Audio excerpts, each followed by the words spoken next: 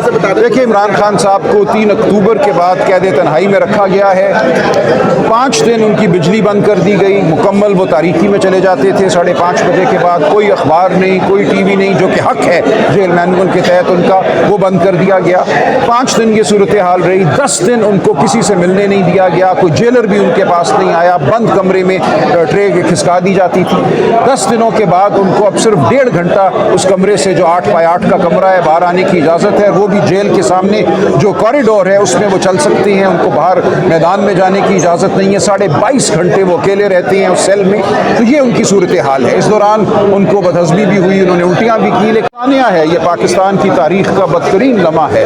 अदालतों से हक छीन लिया गया, आपको, मुझे, हमारे बच्चों को इंसाफ देने का। देखिए, आईनी मामला क्या है? आईनी मामला ये है कि अगर आपका कोई प्यारा उठ जाता है, गुम हो जाता है, तो हम पिटिशन करते हैं। अब वो पिटिशनें उन जजों के पास जाएंगी जिनको वो लगाएंगे जिनके खिलाफ हमें शिकायत होती है, उनको हुकूमत लगाएगी, और हुकूमत की जो तारें खींचने वाले हैं वो लगाएंगे। मुकम्मल तौर पर जो पाकिस्तान का आईनी अमल है वो अब ताबे हो गया है और हम गुलाम हो गए। देखिए, हम पाकिस्तान के हर जमहूरियत पसंद से बात करेंगे, तमाम पार्टियों से बात करेंगे, और एक हम मुश्तरका जद्दोजहद का आगाज़ करेंगे। धरना देने जा रहे हैं? नहीं, देखिए, कोई मैं बिलखुसूस बात नहीं करूँगा। हम एक जामे लाए अमल के तहत काम करेंगे। अच्छा, लाहौर में चीफ जस्टिस बन जाते हैं तो आपको लगता है वो इंसाफ दे सकते हैं? देखिए, उनके पास तो ताकत ही नहीं रही ना, वो क्या देंगे अब इंसाफ?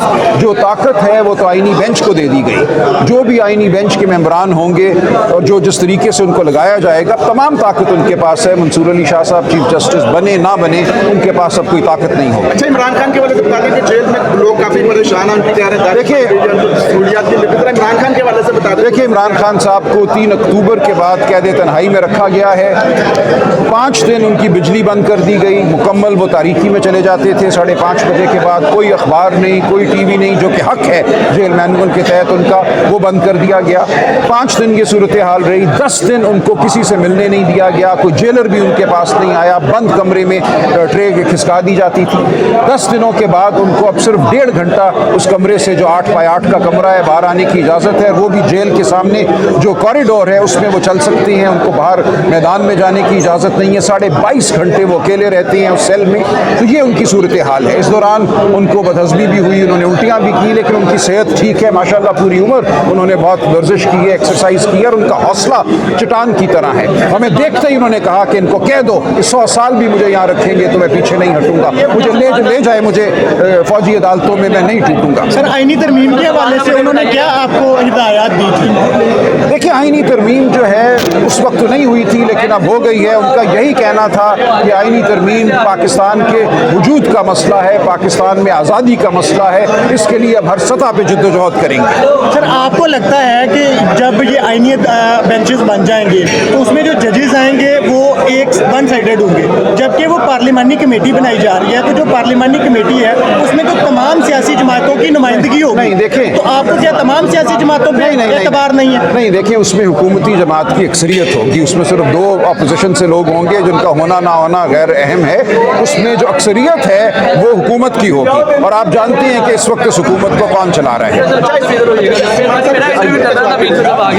बताइएगा, कहा जा रहा है कि खान साहब से जो आपकी मुलाकात हुई है उसमें खान साहब ने बड़ी सरजमिश की है। नहीं, कोई ऐसी बिल्कुल झूठ है, ये मुकम्मल तौर पे झूठ है।